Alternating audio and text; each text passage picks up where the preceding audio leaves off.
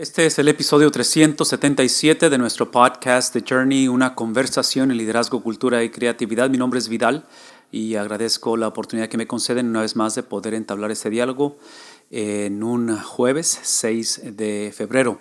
Hemos recibido ya diferentes preguntas y hemos entablado algunos de los diálogos a través de nuestros medios sociales, a través de nuestra página por internet, vidalmuñiz.com, y agradecemos de antemano la oportunidad que nos conceden de poder por lo menos dialogar a través de los principios de la palabra de Dios con preguntas que creemos que son completamente legítimas, preguntas que tienen una relevancia extrema en el mundo en que vivimos hoy en día y que muchas de las veces no sabemos el contexto o el porqué de las preguntas que se hacen. Algunas de ellas no lo imaginamos porque como seres humanos algunas de estas preguntas son simplemente natas en cada uno de nosotros. Son cosas que inevitablemente lidiamos con ellas, tratamos con ellas y que eventualmente somos forzados a lidiar con ellas.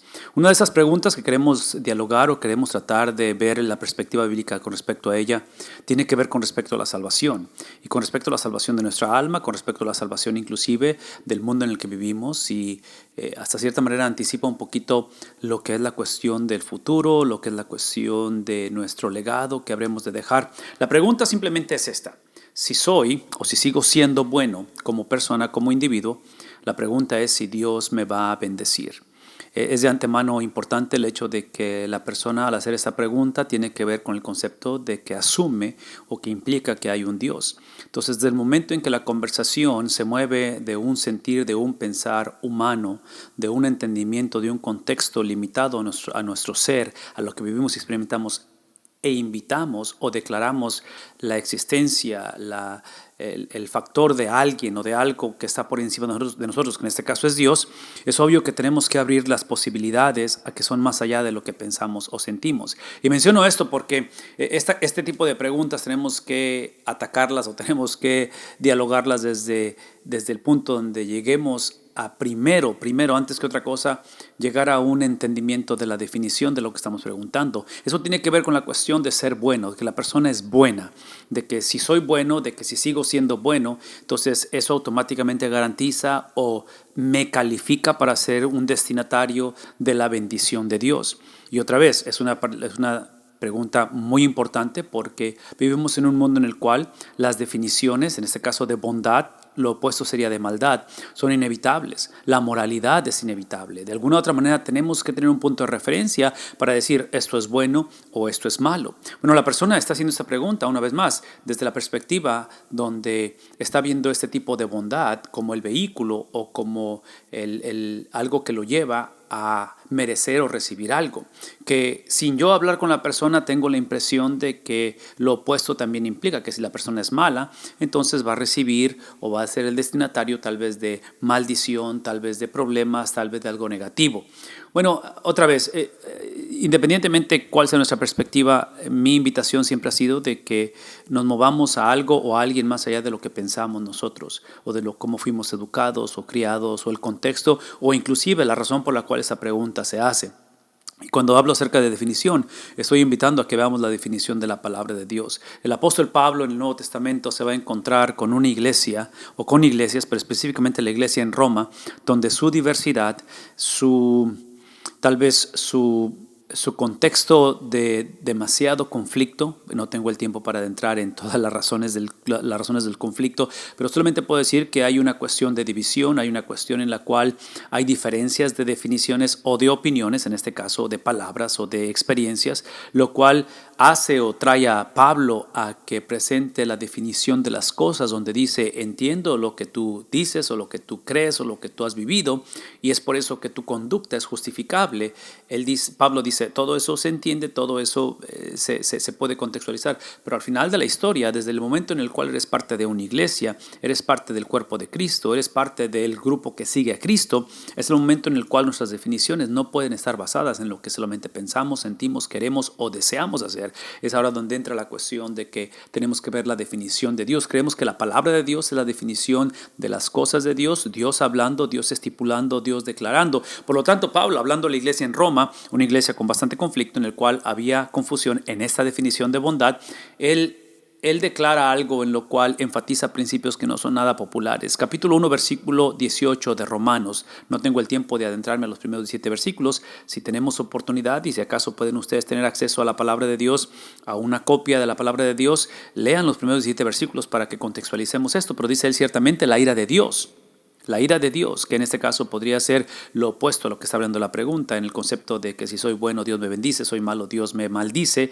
Dice, viene revelándose desde el cielo contra toda impiedad e injusticia. No es accidental, es con un propósito. Se revela desde el cielo contra toda impiedad e injusticia.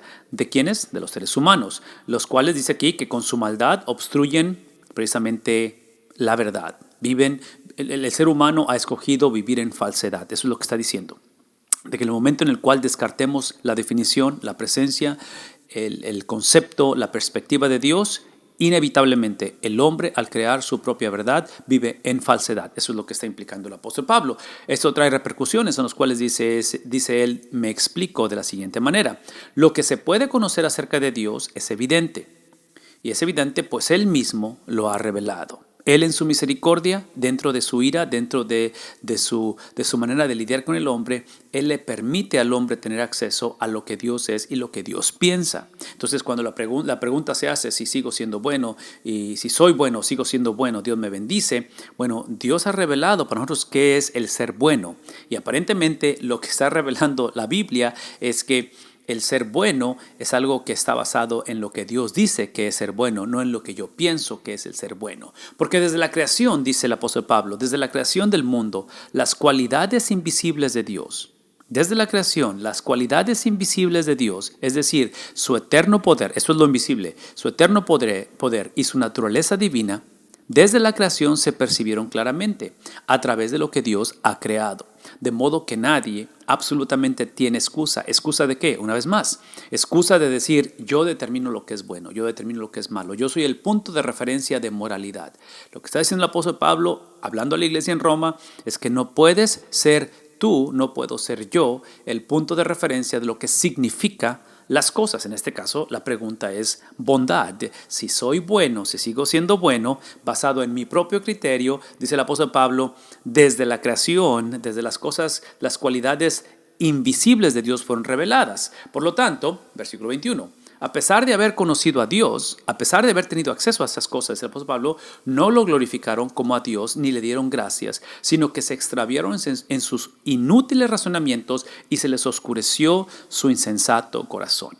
Todo lo que está refiriendo Pablo es de que aun cuando Dios lo hizo obvio, aun cuando Dios nos ha dado la habilidad de percibirlo, de poder verlo manifestado a través desde la creación, dice, desde el momento en el cual ellos decidieron no glorificar a Dios, porque, ese es el punto, no decidieron glorificar a Dios porque la glorificación a Dios es precisamente el considerar lo que Él dice acerca de cualquiera que sea el tema, de cualquiera que sea la definición de la palabra o de la experiencia que estamos teniendo. Es ahí donde ahora dice, el hombre decide extraviarse en sus inútiles razonamientos y a raíz de ello es que el hombre se le oscurece su insensato corazón. Son palabras bastante difíciles de leer porque dice ahí en el versículo 22, aunque afirmaban ser sabios, trágicamente se volvieron necios. Una vez más, la afirmación de ser sabio es de que no solamente deseo ser bueno o deseo la bendición de Dios, pero lo que deseo realmente es que sea un Dios, que Él esté de acuerdo con mi definición de bondad, y esta palabra bondad la pueden cambiar a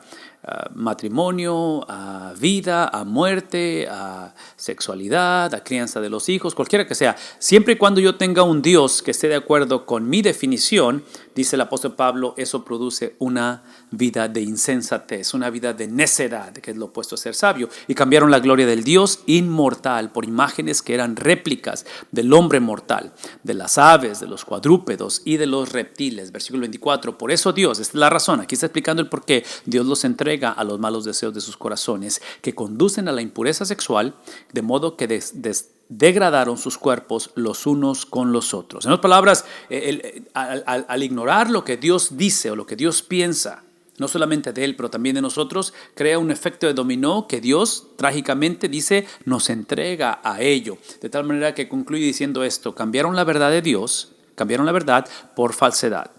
Entonces, una vez más, la necesidad que tenemos de bondad de sanidad, de restauración. En un momento dado, la necesidad que tenemos de satisfacer nuestros deseos, en un momento dado es algo que proviene de Dios. Simplemente que el que provee esa necesidad de bondad, esa necesidad de bendición, es el Dios que también dice, no solamente yo te formé o te diseñé para ello, no solamente te diseñé para tener compañerismo o tener la necesidad de estar unos con otros.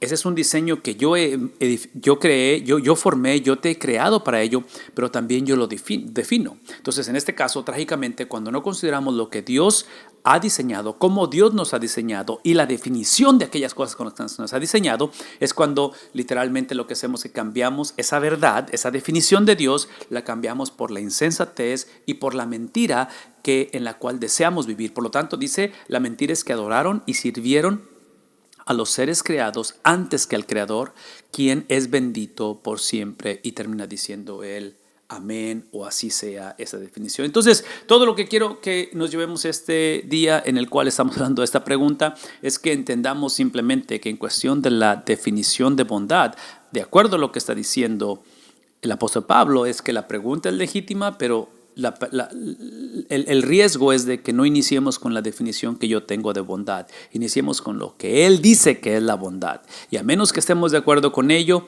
vamos a batallar para experimentar la bendición de Dios. Yo solamente quiero concluir esta tarde recordándonos de que cuando ignoramos lo que Dios dice y las definiciones de Dios es cuando entramos en preguntas como estas. Y la pregunta es, ¿por qué suceden cosas malas a gente buena? ¿Por qué es que cosas malas pasan o suceden a gente que es buena? Basado en lo que hemos hablado, aparentemente ninguno de nosotros somos buenos. Entonces, trágicamente este tipo de preguntas hacen implicaciones de las cuales Dios no está de acuerdo. Porque de acuerdo a la palabra de Dios sobre la faz de la tierra, en la historia de la humanidad, en los 7 billones de personas, o no sé cuántos somos ahorita y cuántos hemos sido a través de la humanidad, solamente ha habido una sola persona que ha sido buena. Su nombre es Cristo. De acuerdo a lo que Pablo está refiriéndose, porque la carta está escrita a cristianos, la carta está escrita a personas que aparentemente aman a Dios, independientemente si te consideras un seguidor de Jesús, independientemente si crees en la Biblia, independientemente cuáles sean tus filosofías, o sea, tu idiosincrasia o el trasfondo del cual vengas.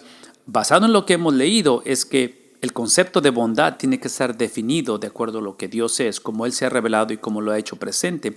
Bueno, a raíz de ello es que si ignoramos eso y creemos que todos somos buenos, es obvio que no necesitamos entonces un Salvador. Es obvio que realmente la palabra de Dios es irrelevante. Es por eso que conversaciones como estas van a ser difíciles de tenerse y ese tipo de diálogos cuando el punto de referencia soy yo. Por lo tanto, preguntas como estas, ¿por qué suceden cosas malas a gente buena? Es obvio que está implicando que todos somos buenos o que hay gente buena y algunos son malos, pero yo soy bueno, entonces no debe de pasarme absolutamente nada malo. Una vez más, no es tanto que Dios se goce cuando cosas malas suceden en este mundo, pero si vamos a esperar que Dios responda a la necesidad que tenemos cuando cosas malas suceden, tenemos que también abrazar la definición que Él tiene de bondad. Una vez más, la única persona que ha sido buena, el único bueno que ha caminado sobre la faz de la tierra es Cristo Jesús. Voy a tratar de responder al resto de la pregunta en el siguiente podcast. Quiero invitarles a que se mantengan en contacto, que de alguna manera si esto les ayuda y es de beneficio para alguien, espero que puedan compartirlo y podamos continuar la conversación en nuestro próximo diálogo. Mi nombre es Vidal y agradezco el tiempo que nos han dedicado en este día. Bendiciones.